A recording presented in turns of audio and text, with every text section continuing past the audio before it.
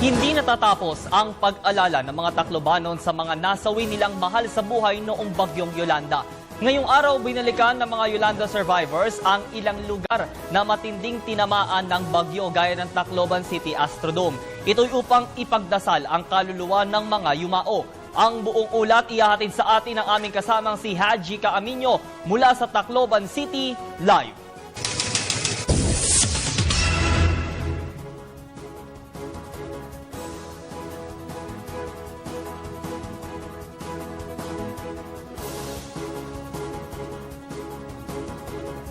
Magandang gabi at maraming salamat sa iyo kasamang Julius. Pinuntahan nga natin ang ilan pa sa mga aktibidad dito sa Tacloban City. Kaugnay pa rin ng paggunita sa unang taong anibersaryo ng paghagupit ng Bagyong Yolanda. Isang taon na nga yung nakakalipas. At ang ilan lamang sa mga aktibidad na ito ay yung Sundown Memorial Lantern Ceremony at itong pagdarasal ng ating mga kababayan sa Tacloban City Astrodome kaninang umaga lamang. Narito ang report.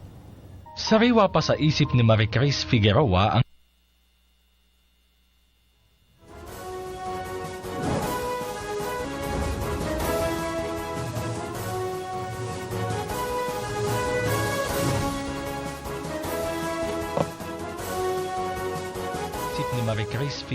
ang sinapit ng isa sa kanyang kasamahan sa trabaho noong manalasa ang Bagyong Yolanda.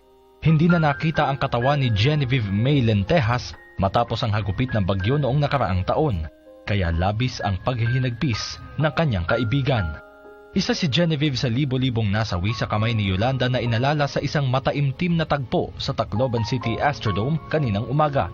Dumagsa ang mga mahal sa buhay ng mga nasawi na makikita ang listahan ng pangalan sa isang memorial wall.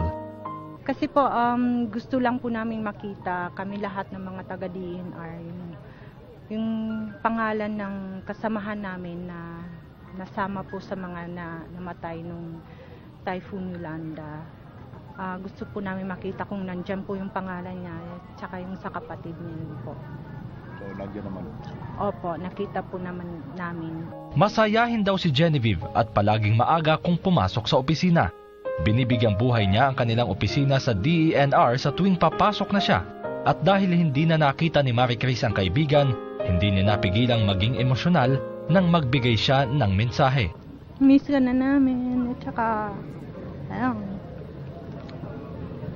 sana masaya ka na doon. At saka sana kasama mo na rin yung kapatid mo doon na hindi man lang nakita yung katawan. Masama man sa loob namin na nawala ka. Pero alam namin na masaya ka na rin kung nasaan kami ngayon. Alam namin na sa piling ka na ng Panginoon ngayon. Ang 47 anyos naman na si Marisa Naputo halos pinagsakloban ng langit at lupa nang mawalay ang kanyang pamilya. Hindi na rin niya nakita ang mga mahal sa buhay matapos ang bagyo. Yung nangyari po yung sa Yolanda, sama-sama po kami ng pamilya ko. Tapos biglang tumaas yung tubig, nandoon na po kami sa tuktok ng bahay namin. Ako yung unang nahulog, pero yung asawa ko at saka yung dalawa naming anak, hawak-hawak po ng asawa ko. Until na dumating yung hindi ko na sila nakita. Kagabi inalala rin ng mga nakaligtas nating kababayan ang namatay nilang mga mahal sa buhay sa pamamagitan ng pag-aalay ng kandila sa karagatan at pagpapalipad ng mga sky lanterns.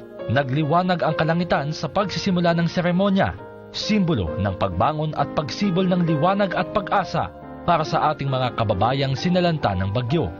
Daan-daang tao ang nagsindi ng sky lanterns para sa kanilang mga yumaong kaanak.